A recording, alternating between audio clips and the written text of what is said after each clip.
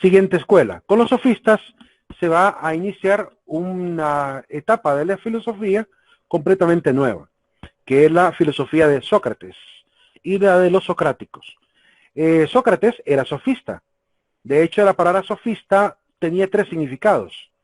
Podría significar sabio, que era la primera raíz etimológica, la palabra sabio. Podría significar maestro o podría significar charlatán. Porque como vemos, pues el que genera los sofismas es un charlatán. Nadie se dedica, por ejemplo, a enseñar puros sofismas en la vida. Podemos enseñarlo como para decir cómo es que se cometen los errores de la lógica, cuando mucho como un ejemplo. Pero no podemos dedicarnos el tiempo a enseñar a crear sofismas, porque eso es una pérdida de tiempo, ¿verdad? Esta es una particularidad que solamente los sofistas se dedicaban a ello. Quizá el hecho de que la palabra pasara de ser sabio a ser charlatán, ese cambio tan drástico entre dos fronteras, en la frontera de la ignorancia y la frontera de la sabiduría, se produjo probablemente, dicen algunos eruditos, que porque los sofistas eran sabios que acostumbraban a cobrar por la enseñanza. Es decir, si tú quieres escuchar mi sabiduría, tienes que pagarme. Entonces, según Sócrates, estos sofistas lo único que hacían era regalar estas golosinas, dar golosinas de apenas algunas ideas un poco verdaderas, algunas otras inútiles. Entonces, por tanto, él veía en ellos la actitud de un charlatán. Alguien que lo único que quería era tener seguidores, porque también había una particularidad. Aquel que tenía discípulos, los discípulos tenían por naturaleza el deber de sostener a su maestro, de alimentarle, de recibirle en su casa, de darle hospedaje, de ayudarle en sus enfermedades y necesidades. Por lo cual muchos querían ser sabios para poder realmente tener este beneficio social, de que sus estudiantes los sostuvieran a ellos, ¿verdad? Entonces Sócrates se opone a esta escuela, aunque él fue un sofista también, pero un buen sofista, porque él sí perseguía la sabiduría como tenía que ser, y se sale prácticamente de la línea de ellos, y se dedica más bien a desenmascarar a estos falsos maestros. Hay varios diálogos, por ejemplo, que escribe Platón entre Gorgias y Sócrates, donde podemos ver la relación entre un verdadero maestro como Sócrates contra un sofista como Gorgias, ¿verdad? También está Hipias Mayor, que es un diálogo también entre Hipias y Sócrates, que es uno también de los famosos sofistas. Bien, salimos entonces de los sofistas para hablar de Sócrates específicamente. Quiero afirmar una pequeña distinción.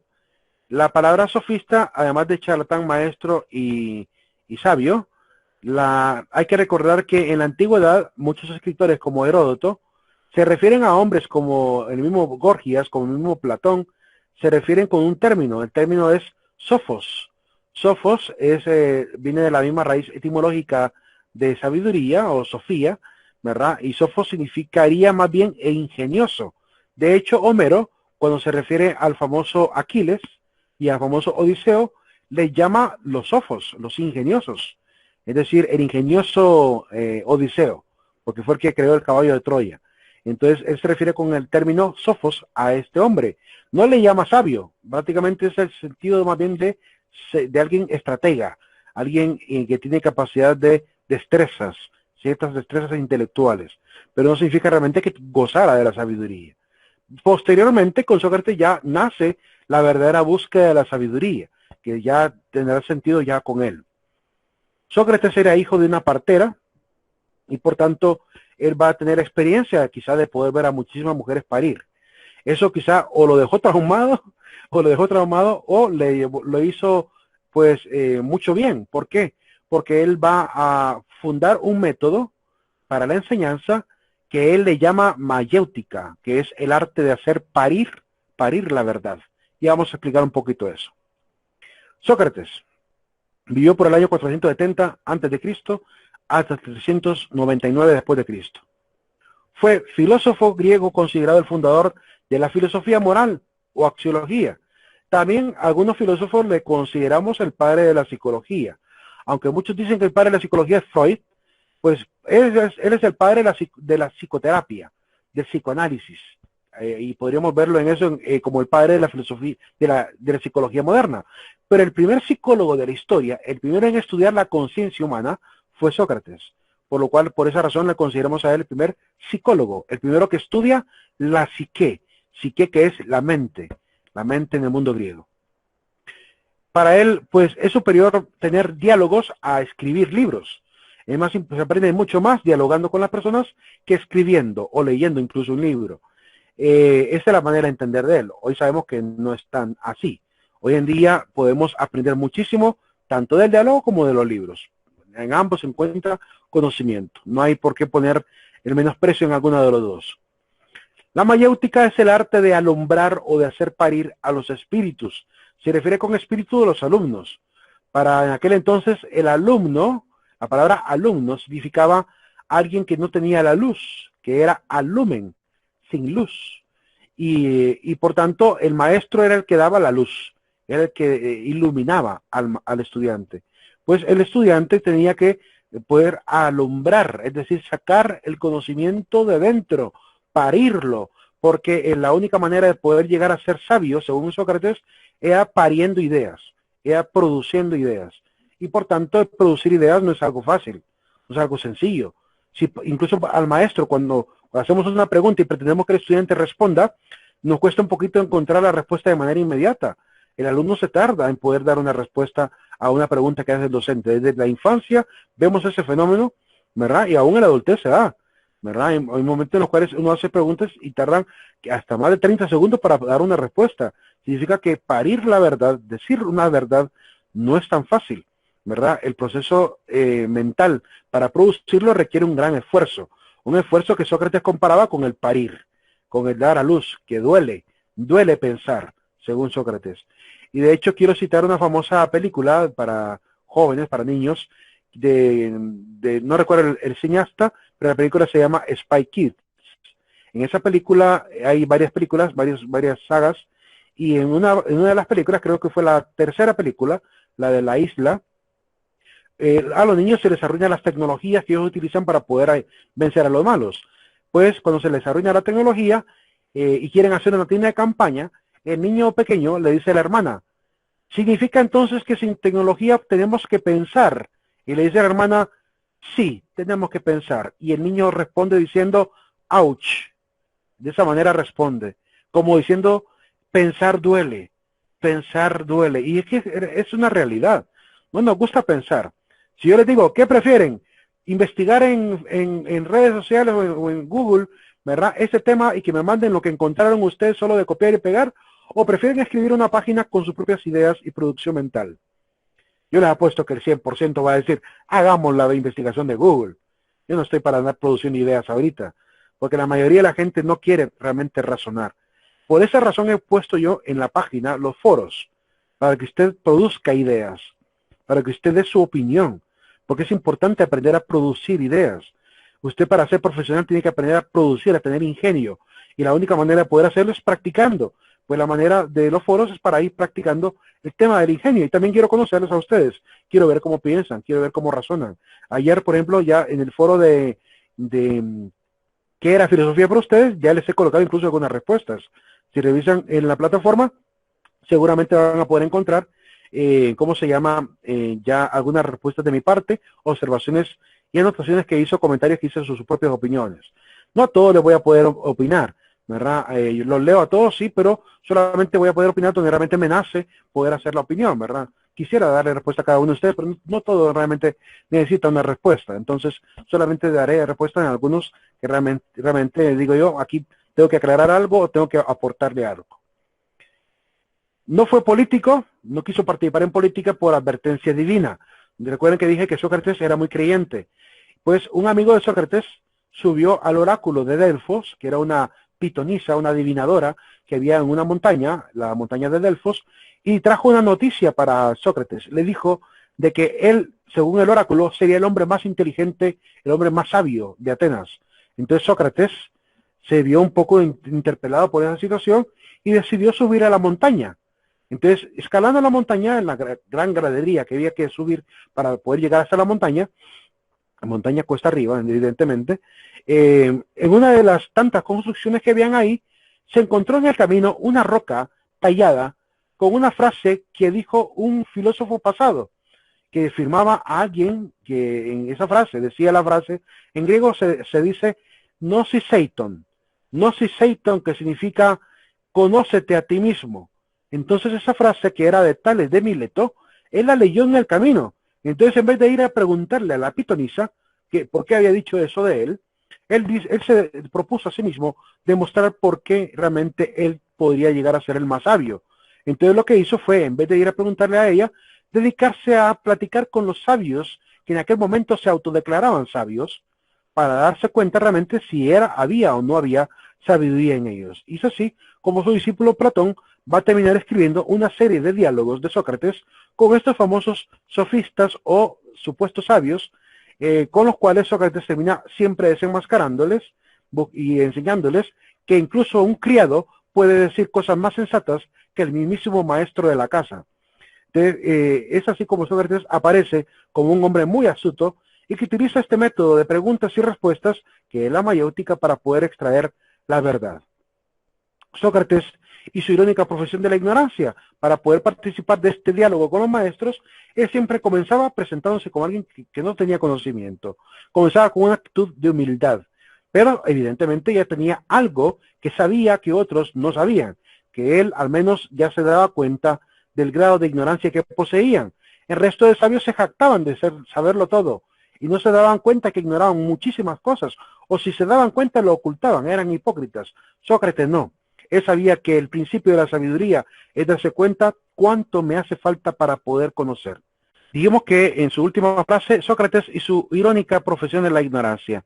A esta actitud de aparentar no saber nada, pero saber al menos algo, se le llama la docta ignorancia. Así le llamó un filósofo de la Edad Media, Nicolás de Cusa. Es la docta ignorancia, es ser un sabio no saber, es considerar que es sabio darse cuenta que no sé, ¿verdad? Es parte de la sabiduría. El que es necio, el que es insensato, cree saberlo todo, es autosuficiente, es arrogante. El verdadero sabio es humilde, se da cuenta de su ignorancia y de todo lo que tiene que aprender. Por eso de Sócrates va a salir una frase que será el solo sé que nada sé. Ya les voy a explicar un poquito más esa frase. La mayéutica. ¿En qué consiste la mayéutica? Para explicar un poquito la mayéutica como método, he puesto aquí un pequeño ejercicio de pregunta y respuesta. No sé, y hay una hormiga en la pantalla. Sí, yo sé que están viendo una hormiga en la pantalla. No sé si ustedes, cuando han estado quizá, no sé, en el cuarto, en el baño, han jugado alguna vez con alguna hormiga, donde que de repente hay una hormiga en la pared y se nos ocurre empezar, o en la mesa, hay una hormiga en la mesa y tengo una regla en la mano, ¿verdad? O un lápiz, y empiezo a jugar con la pobre hormiguita de cerrarle el paso por donde va. Yo le llamé a ese juego el juego de la hormiguita. No le me compliqué la vida con los nombres para un juego. Pero sí, solemos jugar con los animalitos de esa manera. Taparles el paso para que la hormiga llegue al tope y se regrese y vaya por otro lado, y le tapo también el paso por ahí y se vaya por otro lado. Esa idea de encerrar a la pobre hormiguita, colocándole reglas, que va por un lado, le pongo la regla, cambia de rumbo, le pongo la regla, esa idea de mover la regla sería básicamente lo mismo que Sócrates hacía con preguntas en la mayéutica. En la mayéutica yo tengo que ir colocando preguntas adecuadas, pedagógicas, que me permitan a mí como maestro o como el que va a dar la enseñanza, hacer que la persona que me responda llegue ella por propia deducción a la respuesta, o incluso se dé cuenta de su propio error. Por ejemplo, si yo les preguntara a ustedes, ¿quién de ustedes cree que la Biblia es un libro perfecto o es un libro sin error? Yo creo que la mayoría de cristianos levantarían la mano y dirían, la Biblia es un libro que Dios mandó a escribir, por tanto la Biblia es un libro perfecto, no tiene error la Biblia, ¿verdad? Y yo aplaudo que consideran la Biblia como un libro sin error. Pero ¿en qué sentido hablamos del error de la Biblia? ¿En qué sentido hablamos también de la inerrancia bíblica? ¿En el sentido del método de la escritura? ¿En el sentido del sistema de escritura o del género literario en el cual se escribió? ¿En cuanto a los datos que contiene o en cuanto a la verdad que Dios revela? Porque tendríamos que hacer una evaluación sobre cada uno de estos elementos: el contexto histórico, los datos recabados, el estilo de los autores o la verdad que Dios revela. Por tanto, quiero que vean este pequeño ejercicio de mayéutica, suponiendo que es un diálogo entre dos personas, donde he planteado una serie de preguntas para convencer a alguien de que la Biblia tiene error. Y lo voy a plantear de la siguiente manera. ¿Tiene error la Biblia? Sería la pregunta primordial. Y diría a la otra persona, lo primero que le preguntaría sería, ¿usted cree en Dios? Y me diría, sí. Si es un creyente, pues cree en Dios. ¿Y cree que Dios es perfecto? La persona me diría, sí, Dios es perfecto. ¿Crees que lo que Dios hace también es perfecto? Y me dirá, sin lugar a dudas. ¿Hizo Dios al hombre? La pregunta tendría una respuesta muy simple, sí. Y le preguntaría, ¿el hombre como criatura de Dios es perfecta? Y el creyente me diría, sí, obviamente. Dios cuando crea algo perfecto y al hombre lo hizo perfecto. Y le preguntaría, ¿ha dado Dios al hombre libre albedrío? ¿La libertad de elegir qué hacer y qué no hacer? Me dirá, por supuesto, incluso nos permite poder obedecerle o no. Es decir, esa libertad de seguir sus mandatos o no seguirlos. Somos libres. 7. Pero si el hombre actúa libremente, implica que no actúa conforme a los designios de Dios siempre, sino que puede decidir no hacerlo. Y diría la persona, pues basado en el principio de la libertad, sí, si no, ¿cómo sería libre entonces? Si no tiene la capacidad también de darle un no a Dios. Después le preguntaría, ¿y si el hombre actúa libremente implica que puede cometer errores al decidir? Más bien es una afirmación y le diría, pues es razonable que el hombre cometa pues errores al decidir. ¿Dios ha inspirado la Biblia? Le haría la pregunta, sí, así lo creemos, me diría el cristiano. ¿Dios al inspirar ha comunicado sus designios a los hombres? Y diría tal cual lo dices. Creemos que Dios reveló la palabra de Dios a los hombres, su mensaje a los hombres. ¿Ha escrito algo Dios directamente en la Biblia? Es decir, ¿hay algo escrito por el dedo de Dios en la Biblia? Y diría, no, Él mandó que se escribiera, Él inspiró, Él reveló a diferentes escritores a lo largo de la historia para que se escriba la Biblia. Y solo lo que Él quiere que escriban. Y lo que mandó que se escribiera viniendo de Dios, por tanto, es perfecto. Y me diría, por supuesto, quedamos que Dios es perfecto en todo. 13. Ahí enumera más. Bueno, en la pregunta anterior, ya está dicha la pregunta 12. 13. Entonces hasta ahí, ¿admitimos que lo dicho por Dios es perfecto? Claro, es el consenso, que Dios es perfecto en todo. Ahora bien, si Dios no escribió la Biblia, es porque la ha escrito el ser humano, incluyendo el mensaje que Dios le ha hecho saber por inspiración o revelación. Tal cual lo dices, el hombre es quien escribió la Biblia con el mensaje de Dios para la humanidad. ¿Y es el hombre perfecto en todo? Podría ser, diría yo. Pero si es perfecto en todo, no se equivoca. ¿Conoces a alguien que jamás se ha equivocado en la vida? Y diría, realmente no. Por tanto, podríamos llegar a la conclusión. Entonces, si no existe alguien que no se haya equivocado, admitimos que el hombre comete errores. Es lo más plausible, lo más probable. Y le diría, ¿me repites por favor quién escribió la Biblia? El hombre. Y si el hombre escribió el perfecto mensaje de Dios, pero valiéndose de sus habilidades imperfectas, ¿no hace a la Biblia merecedora también de que contenga entre tantos libros y tantas épocas al menos algunos errores de escritura, fechas, nombres, geografías? Y me diría, justamente, quizá ya estaba pensando en eso, de que podría haber errores de carácter de escritura, lenguaje, numérico, de datos históricos, personajes mal ubicados en épocas, podría llegar a existir ese error. Y le diría, por tanto, la Biblia sí contiene error desde la escritura, pero no desde el mensaje. Dices verdad, tendría que admitir al final. Y de hecho, para los que todavía tengan duda de que si la Biblia contiene o no contiene errores, les quiero presentar un texto que es un error bíblico. Pero es el texto donde dice primero la Biblia que Abraham y Lot eran, en una parte dice que Abraham era tío de Lot. Y en otra parte de la Biblia dice que Abraham era hermano de Lot. Entonces, ¿de qué quedamos? ¿Era tío o era hermano? O cómo entender la palabra hermano, que también es otra parte que también hay que considerar.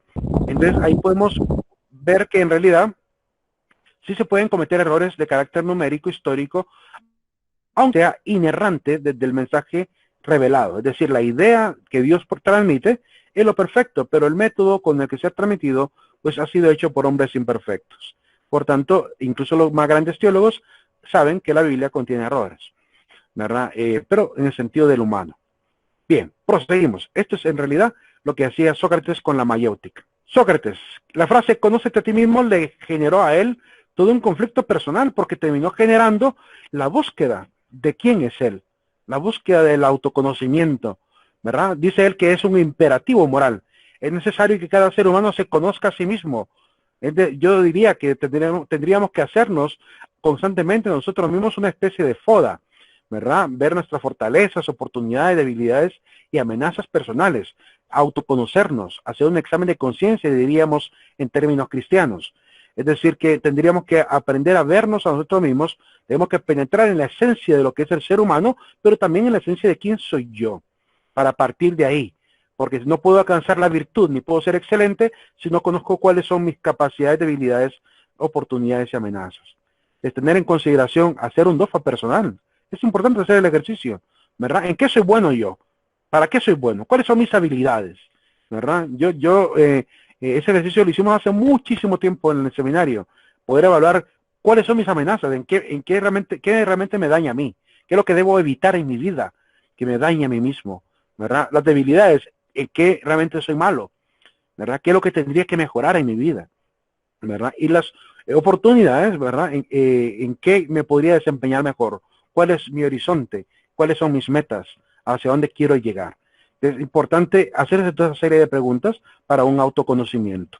Hay quienes no se conocen a sí mismos. De hecho, ya hemos podido ver a través de las redes sociales, en YouTube, por ejemplo, estos famosos programas de America Got Talent o España Got Talent, donde la gente llega a participar en concursos de canto, música, de cualquier cosa que hagan, ¿verdad? Y hemos visto gente que con mucha pena ajena se presentan a pretender cantar ante el público, pero con una voz que, Dios santo, es que ni siquiera, yo creo que canta más bonito un gato cuando maulla que un ser humano cantando.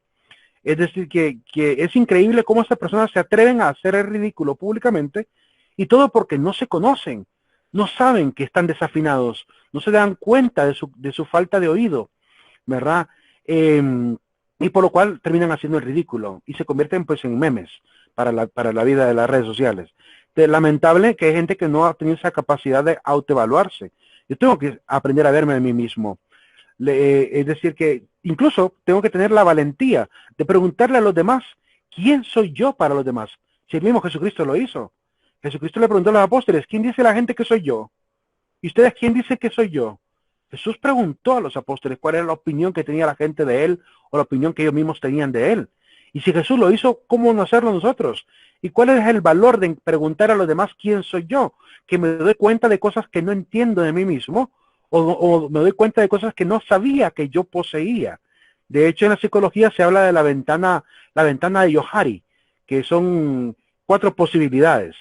Son máscaras, donde yo tengo una ventana donde yo muestro quién soy y sé lo que muestro. Tengo una ventana donde sé quién soy, pero no lo muestro. O una máscara, donde sé quién soy, pero muestro otra máscara. Tengo una máscara donde los demás ven quién soy, pero yo no sé que tengo esa máscara puesta.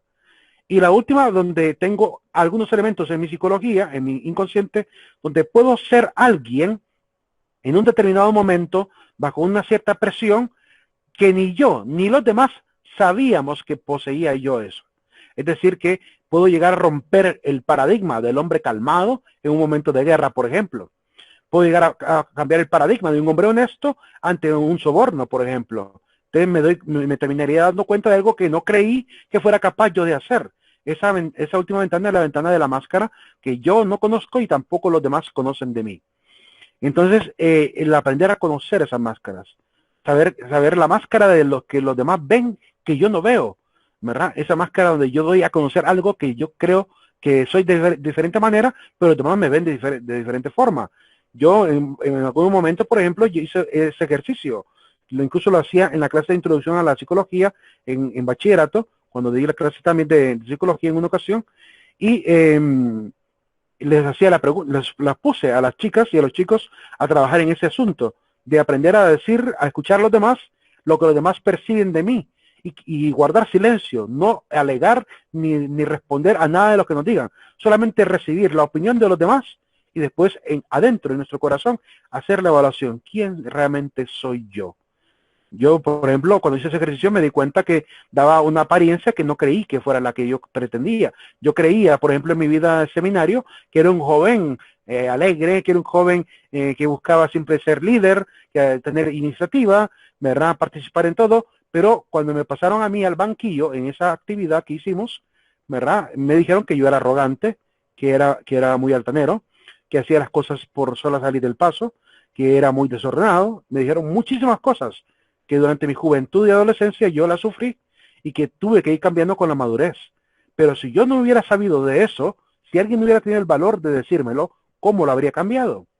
¿Cómo lo habría cambiado si no me doy cuenta ni me lo dicen? Entonces es importante preguntarle a los demás. Haga ese ejercicio. Tome un mejor amigo que usted tenga y en la intimidad de la amistad hágale la pregunta. Honestamente, sin que le diga nombres, sin que le diga el nombre de la persona que dice eso, que le dé a sus oídos lo que los demás dicen de usted. Haga la pregunta y se va a quedar asombrado. Y sobre todo, no se vaya a enojar por lo que le digan, sino que aprenda a madurar. Cambie lo que los demás ven en usted y cambie el panorama de quien usted es. Esa es la madurez. Aprender a aceptar quienes realmente somos ante los demás para cambiar y dar la forma y apariencia que realmente tenemos que dar o queríamos dar, ¿verdad? Es importante hacer esa revisión personal. Hagan el ejercicio, háganlo con su familia, pregúntenle a sus familiares también, tengan la honestidad y no se enojen por lo que les digan. Guarden silencio, simplemente digan gracias, lo necesitaba, gracias, nada más. Y después quédense ustedes rumiando esas ideas y dándose cuenta realmente quiénes son ante los demás. Es importante saber y encontrar la virtud, pero para saberlo hay que tener autoconocimiento. Por medio de ella, el hombre llega a saber, a ser bueno y todas sus obras llegan a ser buenas también. Por eso a esta forma de entender la ética le llamaríamos pues la primera filosofía moral. La primera filosofía moral de Sócrates comienza con el autoconocimiento. Por tanto, la ética de Sócrates es una ética de tipo intelectualista. Una ética que se basa en la intelectualidad, en lo que el intelecto puede abstraer de mí mismo y de los demás. Esa ética intelectualista, pues Sócrates creía, si conociéramos lo bueno, no podríamos dejar de actuar conforme a él.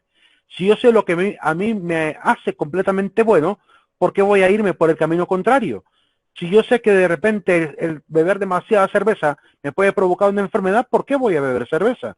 Si yo sé que el fumar me va a provocar problemas nerviosos, ¿por qué voy a fumar?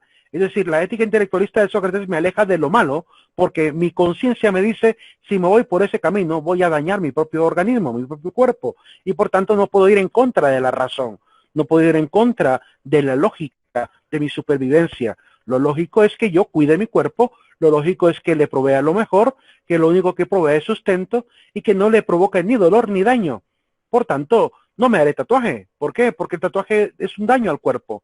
Es un dolor innecesario. No ocupas un tatuaje para ser alguien completo. Hay gente que cree que para vivir tranquilamente, que si no se pone un tatuaje parecía que le falta la vida por poner un tatuaje. Hágase una pegatina que se la puede quitar y poner, porque cuando usted llega viejo, se va a terminar quizás arrepintiendo de muchos tatuajes que se van a ver horribles cuando usted ya esté anciano. Es decir, tome la determinación de valorar quién es usted, de tener autoestima por quién es usted y valorar realmente quién es sin necesidad de agregarle ningún tipo de elemento estético, porque eso no le suma a usted nada. Usted ya es completo.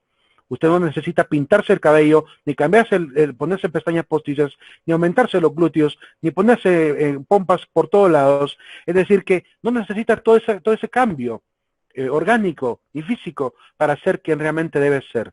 Usted ya es. Y usted tiene que aprender a amar quien realmente es. Qué triste, por ejemplo, la vida de un transexual que no aceptó ni siquiera su propio sexo. Qué lamentable es llegar a ese nivel de no autoaceptarse tal cual somos. Anda persiguiendo pues quimeras, anda persiguiendo falacias, anda persiguiendo cosas superficiales que no nos suma, sino que más bien nos resta, porque lo único que demuestra cuando alguien está sumamente cambiado, Cuando vemos la foto de niño y vemos la foto de adulto y vemos que cambió todo, color de ojos, color de pelo, se puso glúteos, cambió todo completamente, uno dice, ¿cuánta baja autoestima hay en esa persona? Porque lo que está haciendo a rellenar su existencia con todos esos cambios es eso, es dando y proyectando, dando a conocer todo lo que le hace falta para ser feliz. Y eso es lo único. Yo digo que, en cierta manera, los hombres solemos ser más felices que las mujeres. Y no es un tema de carácter misógino, es una realidad. ¿Por qué? Porque ustedes no han visto a los hombres que anden con tantos cambios físicos. No tenemos pintura para labios, ni para ojos, ni para pestañas, ni para cabello. Son pocos los hombres que se dedican a hacer como las mujeres, andar en una estética. La mayoría de hombres andamos así tranquilos, ¿verdad? Por la vida. Y somos felices. No sabemos, no necesitamos estar 7 horas parados o sentados en una estética para que me puedan pintar el cabello. Y hay mujeres que sí lo hacen. Mujeres que se les va la vida arreglándose uñas, cabello y todo. Se ven muy bellas. Agradecemos a los hombres que se vean bellas. Pero realmente yo pienso que no lo ocupan. No lo necesitan. Por eso, cuando vemos el punto de vista de los cristianos enseñan a decorarse mejor con buenas obras y decorarse con virtudes, porque eso sí es determinante. Ser una persona virtuosa, bella en el espíritu, eso sí es determinante para la existencia, ¿verdad? Que el trato con las personas sea amable, ¿verdad? Que el trato con las personas sea, que tenga afabilidad, que se note. Esa parte sí es importante, la virtud. Por tanto, para Sócrates la virtud es lo mismo que saber. Y lo contrario, la ignorancia es un vicio. Alguien que es ignorante es porque se ha dejado llevar por el vicio. Por tanto, si viésemos una línea entre, como que fuera una recta numérica, donde tenemos el lado negativo y el lado positivo, en el lado positivo tendremos la virtud. Y entre más virtuoso soy, pues más sabio me vuelvo. Y por otro lado, entre más ignorante soy, más vicioso me vuelvo. ¿Por qué hay gente que cae, por ejemplo, en el alcoholismo? Porque se ha dejado llevar no por el vicio solamente orgánico, sino porque no tuvo la capacidad de poder, primero, tener prudencia al beber. No tuvo la prudencia, no tuvo la medida. Y se confió, creyó que podría dominar algo que evidentemente no se puede dominar. Usted no puede dominar la cantidad de alcohol que entra a la sangre. Eso genera un cambio orgánico sí o sí. Y se queda en su organismo. El alcohol si es poca cantidad se puede llegar a diluir, pero en gran cantidad se queda en la sangre y le provoca daños orgánicos, daña las paredes del intestino, del esófago, puede producir cáncer, ¿verdad? Puede producir cirrosis, cantidad de enfermedades que devienen por el grado alcohólico exagerado, ¿verdad? Si alguien viviera con medida el tema del alcohol, pues no tendría dificultades porque sabría correctamente la ética del beber. Pero hay gente que no lo logra controlar, se dejó llevar entonces por su ignorancia, porque creía poder dominarlo, era ignorante de lo que sucedía con el alcohol. No sabía que el alcohol en grandes cantidades doblega la conducta. ¿Por qué? Porque ya te hace menos prudente, te roba la cautela.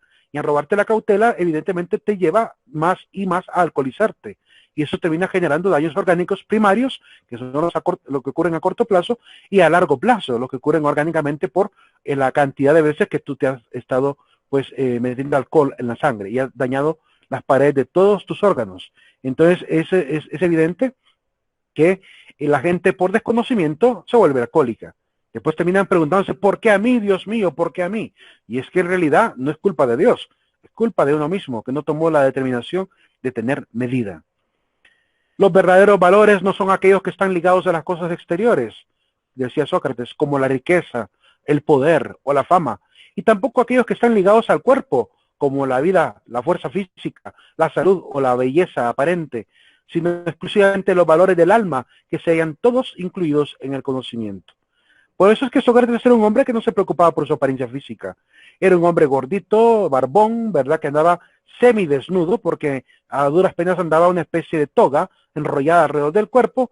No se preocupaba por su apariencia. Todos los demás andaban hasta 2, 3 mantos para adornar su cuerpo, además de la tunícula, que era la forma de las mujeres ocupaban una tunícula en el mundo romano, que es el equivalente a un bikini de hoy en día. Son un taparrabo y un tapabusto. Y encima de eso se colocaban una especie de manto, ¿verdad? Y encima de esa especie como de toga, se ponían una toga más, ¿verdad? Que era un manto que se enrollaban alrededor del cuerpo y así colocaban hasta un velo. Andaban hasta 3, 4 mantos encima. Sócrates no, Sócrates solo andaba un manto enrollado en el cuerpo, casi semidesnudo andaba por la calle.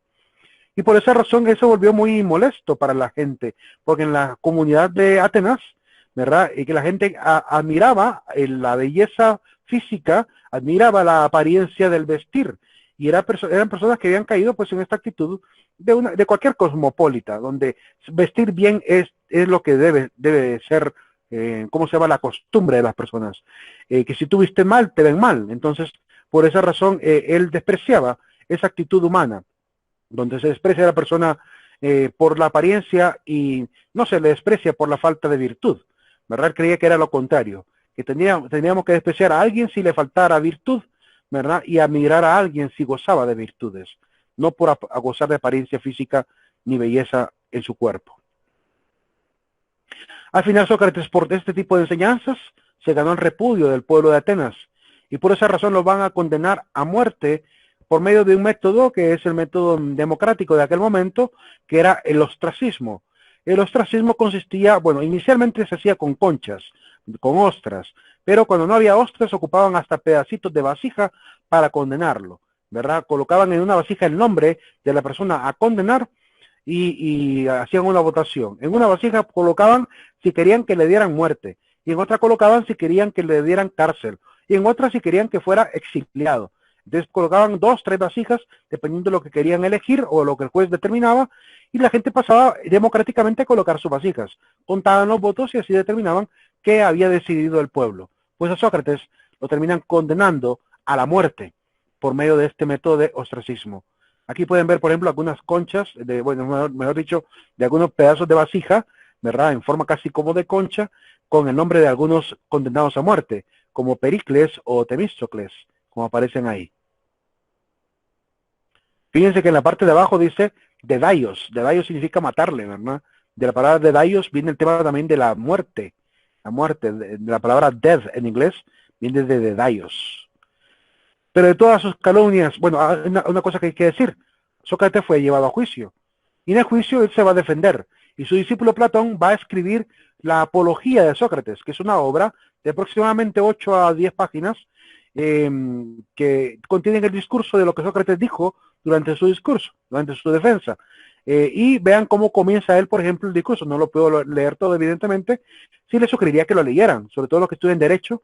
Es importante que lean en la defensa de Sócrates, cómo él se autodefendió. Y vean cómo se defiende, con qué retórica.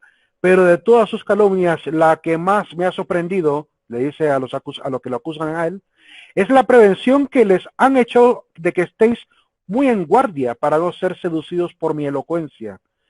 Porque el no haber temido el mentís vergonzoso que yo le voy a dar en este momento, haciendo ver que no soy elocuente, es el colmo de la impudencia.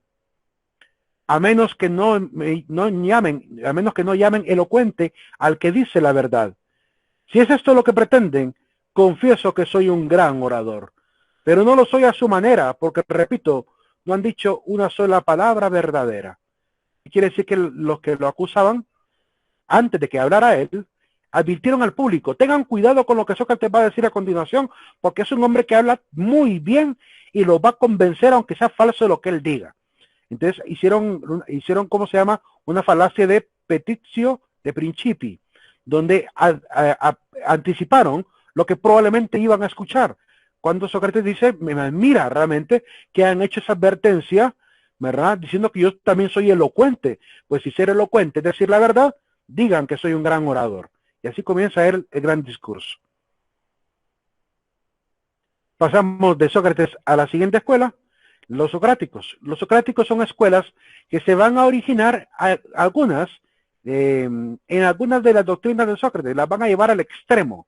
Es decir, que si Sócrates se descuidaba en su apariencia física, pues algunos vivían como que fueran perros, como los cínicos. Los cínicos en realidad ni siquiera son un sistema filosófico, son más bien un movimiento subversivo y demoledor de valores. Como pueden ver ahí a uno de los fundadores de la comunidad cínica, Antístenes de Atenas, tirado en el suelo, ¿verdad? Semidesnudo, con apenas un manto, ¿verdad? Leyendo en la calle, mientras la gente común anda bien vestida a su alrededor, con chancletas en los pies, con sandalias, algunos de ellos, como pueden ver en la parte de arriba, el que está de color café y celeste, es decir, gente muy elegante, hasta con borlas alrededor del vestido, decorando el manto, y él no, él apenas un pequeño cinto alrededor de la tela, ¿verdad? Cuidando apenas su poca apariencia física. Y pues comían carne cruda, se les acusaba de vivir como si fueran perros en la calle. Por esa razón se les va a terminar llamando los cínicos, ¿verdad? Ahora, veamos entonces algunos pensamientos de estos grandes filósofos. Bueno, de estos aparentes filósofos. Yo diría que tienen un poco de grandeza, al menos un poco. No puedo decir totalmente que sea completamente demoledor, porque como veremos a continuación, algunas de sus enseñanzas sí tenían cierto valor moral. Antístenes de Atenas vivió por el año 444 al año 371. Quiero aclarar que el que está en la fotografía, en la pintura, no es Antístenes, es su discípulo. Es alguien que vive también como parte de la escuela cínica, del cual ya voy a hablar. Ya voy a hablar de este que vivía ahí. Antístenes es el que pasaba en las graderías, sentado afuera. Pero había un discípulo que vivía prácticamente en un odre. Se sentaba en un odre lleno de paja, ¿verdad? A meditar y a leer los grandes escritos. Y la gente que pasaba por ahí pues se burlaba de él porque prácticamente era como ver un perro echado en la calle. Ellos pasaban en un lugar llamado el Quinosarges. El Sinosarges o Quinosarges, de la palabra quino, viene la palabra can, y la palabra can para nosotros significa perro. Entonces es el gimnasio del can. Y ahí pasaban ellos echados en las graderías, ¿verdad? Leyendo y filosofando. Para ellos la felicidad solo se alcanza a través de la virtud. Vean que aquí ya se puede ver el legado de Sócrates. Condenaban el lujo y la comodidad. No respetaban las convenciones sociales, es decir, que eran personas que pasaban, ¿verdad?, contra la corriente, remando contra corriente. Alababa el trabajo duro, esa parte sí les parecía honorable. Vivían en austeridad y mortificación, como ermitaños. Eran como ermitaños, pero a diferencia de los anteriores, de otros ermitaños que se iban de la ciudad, ellos permanecían en la ciudad. Vivían como ermitaños metidos en su cueva de odre, en las graderías tirados como que fueran su propia cueva. La ciudad para ellos le pertenecía a todo el mundo y por tanto no le podían decir nada de donde él se sentara. Ellos eran, igual que todos los seres humanos, dueños del mundo, así que podían estar donde le diera la gana. Vestían ropas toscas, comían alimentos sencillos y dormían en las calles y bajo pórticos, ¿verdad? Esa es la vida que llevaba hombres como Antístenes de Atenas, ¿verdad? Condenar el lujo y la comodidad. Fíjense que esta visión de los cínicos va a ser retomada más adelante por los cristianos. Los cristianos también van a enseñar que hay que abandonar el lujo y la comodidad. Es decir, aprender también a soportar el sufrimiento, no dejarnos llevar por las riquezas. Incluso Pablo dice que la raíz de todos los males es el amor por el dinero. Va a aconsejar en 1 de Timoteo capítulo 6, a los ricos de este mundo enséñale, le dice a Timoteo, que se enriquezcan de buenas obras, que den con generosidad y con liberalidad, porque de esa manera podrán ir atesorando un tesoro con el que podrán comprar el reino de Dios. Entonces, enseña que los ricos más bien se tienen que despojar. Y Cristo también puso el ejemplo de ¿cómo se llama? De que es más fácil que pase el camello por el ojo de una aguja a que un rico entre al reino de los cielos. Es decir, que en la visión del cristianismo, la riqueza es un estorbo para poder acceder a Dios, porque nos roba la capacidad de poder ver al hermano también. Por eso el caso de el rico y Epulón, ¿verdad?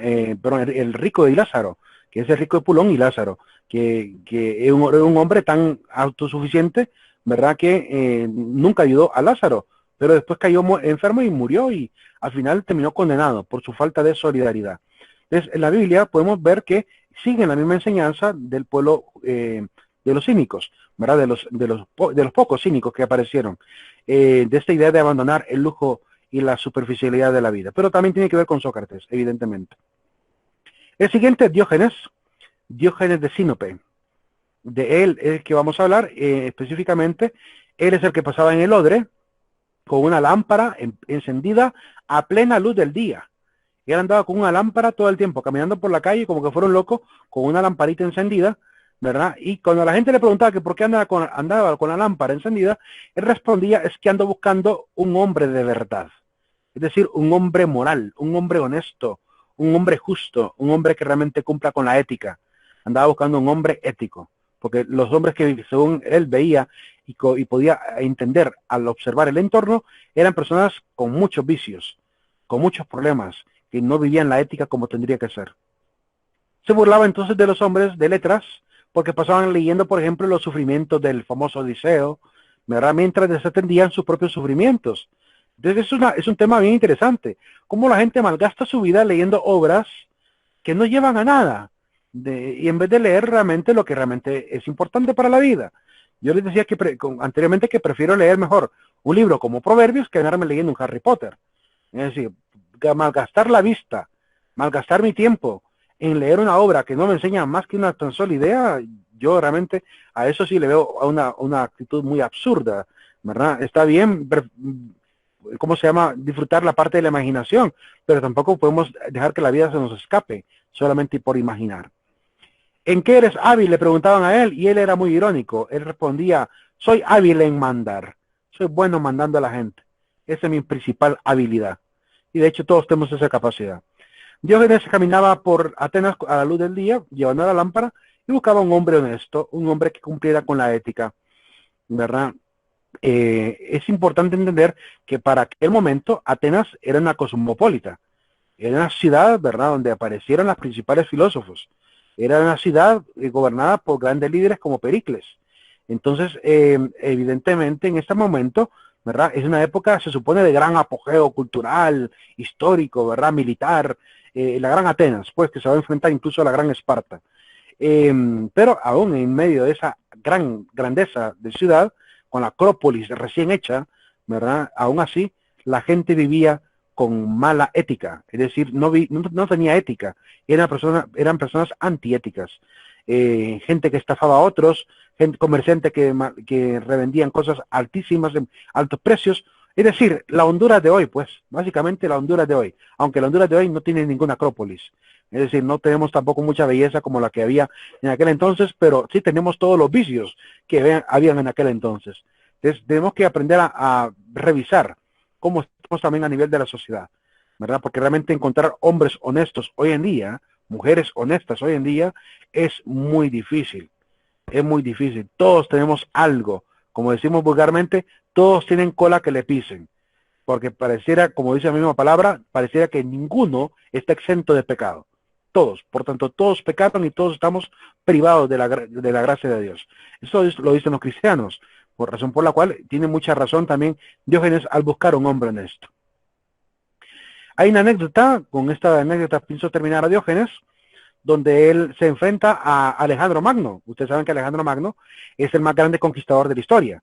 Es un gran emperador, ¿verdad? De los emperadores griegos, el más glorioso de todos. Un joven aparentemente, según dicen los historiadores, guapo, un hombre bello, ¿verdad? Pero también virtuoso, un hombre capaz de poder dirigir la política de sus conquistas con mucha prudencia. Hubo batallas, pero también hubo negociaciones, hubo tratados, hubo diplomacia. No toda la conquista de Alejandro Magno fue a pura espada y violencia, fue también con negociación, ¿verdad? Y a la gente que conquistaba incluso les permitía quedarse con sus títulos, es decir, si habían sido reyes, los dejaba de gobernadores, si habían sido princesas, seguían siendo princesas, es decir, no les quitaba la naturaleza de su vida, les dejaba gozar de ello, pero lo único que pedía era que estuvieran subordinados a su autoridad, es lo único que realmente buscaba, y la gente accedía, ¿verdad? Con tal de no ser destruidos, también, evidentemente, si no accedían iban a la guerra. Entonces, accedían y se quedaban con los títulos. Y lo único que hacían era, pues, prometerle lealtad a Alejandro. Que si él llamara a guerra, se unirían a la guerra para seguir conquistando. Entonces, en el encuentro de Diógenes y Alejandro Magno, se da un diálogo bien interesante. Y este diálogo consiste en lo siguiente. Le dice Alejandro: yo soy Alejandro Magno. Imaginan a Alejandro con sus corazas, sus trajes, todos elegantes, ¿verdad? Rodeado de joyas, porque andaba su coraza seguramente hecha de oro. Llegó con esa opulencia ante el pobre Diógenes y le dijo: yo soy Alejandro Magno. Y le responde Diógenes: y yo, Diógenes el cínico. Y le pregunta a Alejandro, al verlo tan empobrecido, porque estaba con una ropa toda rota, completamente rota, es decir, vivía como mendigo. Y le dice: ¿de qué modo podía yo servirle? ¿De qué modo podía servirle? Le pregunta Alejandro Magno a Diógenes. Cualquiera en nuestra posición diría: Diógenes le va a pedir un palacio, ¿verdad? O sea, si te pregunta el emperador: ¿qué puedo hacer por ti? híjole, ¿qué no le pediríamos? Yo le pediría una casa, un terreno, un título, algo que me permita vivir ya en paz, sin preocupaciones de la vida. Sin embargo, Diógenes le responde de la siguiente manera: ¿puedes apartarte para no quitarme la luz del sol? Le dice él al emperador Alejandro Magno. Es decir, lo trató como a cualquiera. Él estaba leyendo. Alejandro se le pone enfrente, le tapa el sol y le dice: ¿puedes apartarte para no quitarme la luz del sol? En eso me puede servir. No le pidió nada. No le pidió absolutamente nada, porque él ya tenía todo lo que era suficiente para él, su intelecto. Por eso Alejandro Magno se retira de la presencia de Diógenes y dice Alejandro: si yo no fuera Alejandro, quisiera ser Diógenes. Es decir, si no me hubiera tocado vivir como Alejandro, me habría gustado ser Diógenes. ¿Por qué? Porque Diógenes tenía la misma dignidad que Alejandro, aunque no tuviera la misma posición económica, ni viviera en los mismos palacios, pero tenía dignidad. Y esa dignidad nadie se la podía robar, ni siquiera el emperador. Con esa enseñanza terminamos al señor Diógenes. Y pasamos a la siguiente escuela. ¿Preguntas hasta ahora? ¿Qué les ha parecido hasta ahora lo que hemos visto? ¿Qué les parece la vida de Diógenes? Muy bien, interesante, Lick.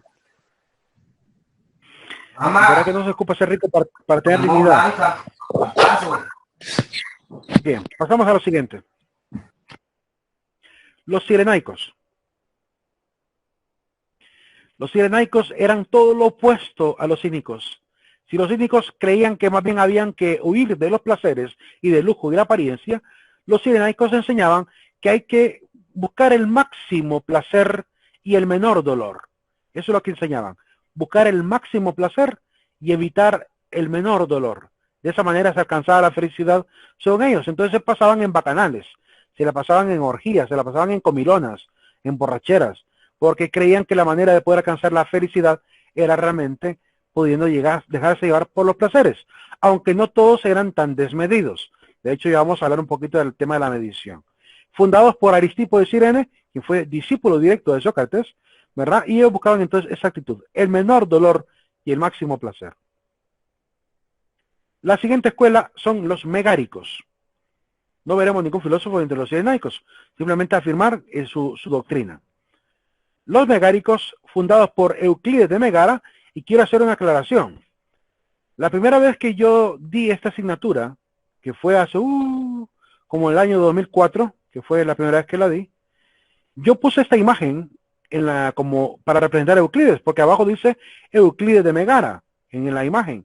Sin embargo, tiempo después de seguir leyendo, porque evidentemente cuando uno prepara la clase al principio desconoce algunas cosas y tiene que irse formando y actualizando hasta volverse pues maestro de la clase, es decir, conocedor completamente de la clase.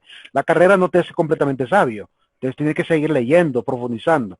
Pues al investigar la vida de Euclides, me di cuenta que la pintura es un gravísimo error, porque el verdadero Euclides de Megara no es el matemático Euclides, es otro filósofo, es otro pensador, y normalmente a Euclides de Megara lo pintan como que estuviera dibujando geometría, y en realidad no es él el geómetra. El geómetra es el otro Euclides. Ya vamos a ver entonces quién es Euclides de Megara. Él vivió en el año 300 a.C. Fue fundador de esta escuela que lleva el nombre de Megárico, por la región de Megara. Era discípulo de Sócrates. Solo la reflexión filosófica, dice él, puede alcanzarnos la virtud y el entendimiento del universo como una unidad inmutable. Por tanto, hay que reflexionar. No hay otra manera de alcanzar la virtud que meditando y reflexionando, contemplando el universo, dándose cuenta con la inteligencia, ¿verdad?, cuál es la ley que rige todo y cuáles son las leyes que debe regir incluso mis propias conductas. Él era experto también en generar sofismas, ¿verdad? Era experto en fabricarlos, evidentemente con todo lo contrario al otro Euclides, porque el otro Euclides, el matemático, él era más bien experto en generar axiomas, que era lo contrario del sofisma. Un sofisma es algo que dijimos puede ser falaz, erróneo, y el axioma es todo lo contrario, es una frase de valor que es demostrada como verdad. Entonces Euclides más bien hacía colecciones de aforismos, colecciones de frases, de refranes que tuvieran que ver con la matemática y el conocimiento y las iba acumulando. Entonces el otro matemático hacía todo lo contrario.